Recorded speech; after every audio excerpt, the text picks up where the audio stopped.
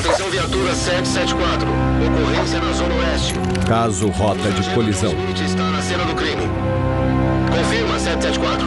O chamado de emergência foi às 9h37. Ok, confirmado, 774. Delegacia de polícia. Qual a localização? Muito bem, aguarde aí. A patrulha está a caminho. Na 220 ao norte, atividade suspeita relatada. Vários veículos. Traficantes? Parece que sim. Já estou indo. Rua Lincoln, 186. 27 de agosto de 1979, Condado de Marshall, Minnesota, Estados Unidos. O policial Val Johnson dirigiu-se para a rodovia 220 ao norte de Minnesota através de possíveis traficantes de drogas.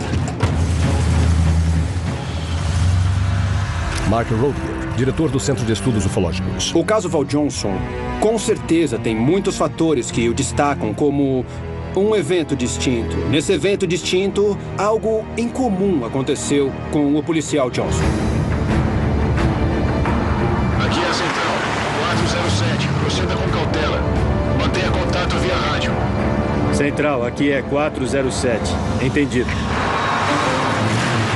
Chris Rutkowski, escritor e investigador ufológico. A credibilidade da testemunha é muito importante. Val Johnson era um oficial de polícia. Quando as pessoas de destaque em uma comunidade nos dão bons depoimentos, quer dizer que houve realmente alguma coisa. Indo a oeste. Chegando à rodovia 220 agora. Manterei contato. Entendido. Ao falar com a central pelo rádio, ele reparou na hora, e o policial na central também reparou na hora, e isso foi essencial para avaliar o que aconteceu a seguir.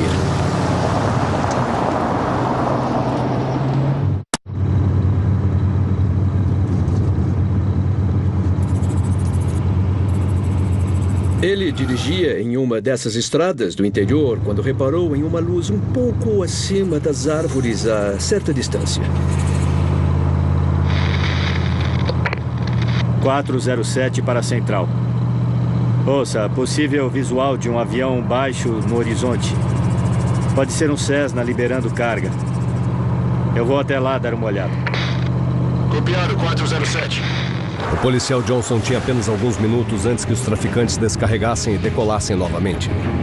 Ele acelerou e seguiu em alta velocidade cerca de 100 km por hora. E tentou se aproximar daquele objeto.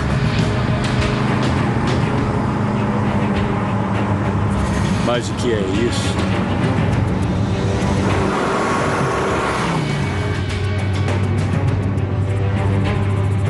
Havia algo esquisito ali. Não tinha as luzes piscando associadas a aeronaves normais.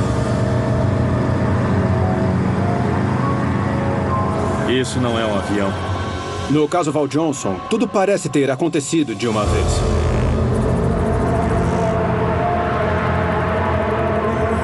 Quando ele chegou mais perto, tudo começou a dar errado. O que havia começado como uma investigação policial estava prestes a se tornar algo completamente diferente. Naquele momento, ele pôde ver que não era um avião, porque era uma coisa muito brilhante, não tinha luzes de navegação. Então, ele começou a perceber que era uma coisa incomum que ele estava testemunhando. E ele se perguntava o que poderia ser aquilo. O objeto que Johnson estava perseguindo fez um movimento repentino.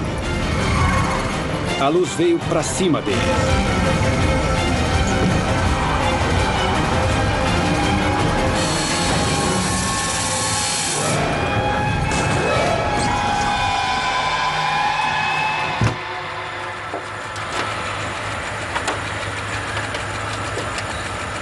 Ele ouviu o som de uma batida e só pôde se lembrar disso.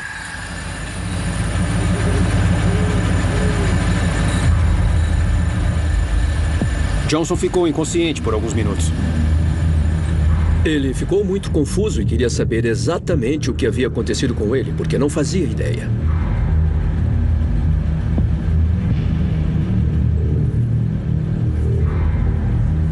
Ele ficou com a visão embaçada. Ficou muito difícil enxergar.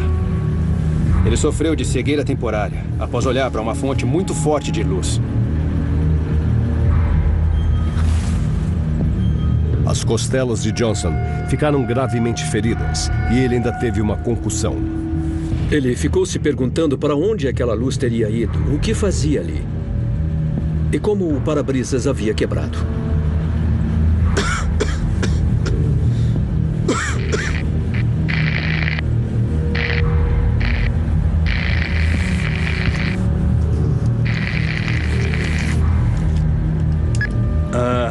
Central. Eu não sei como explicar. Alguma coisa bateu na viatura. Seu instinto policial funcionou e ele pediu ajuda na hora. Você está ferido? Um pouco dolorido.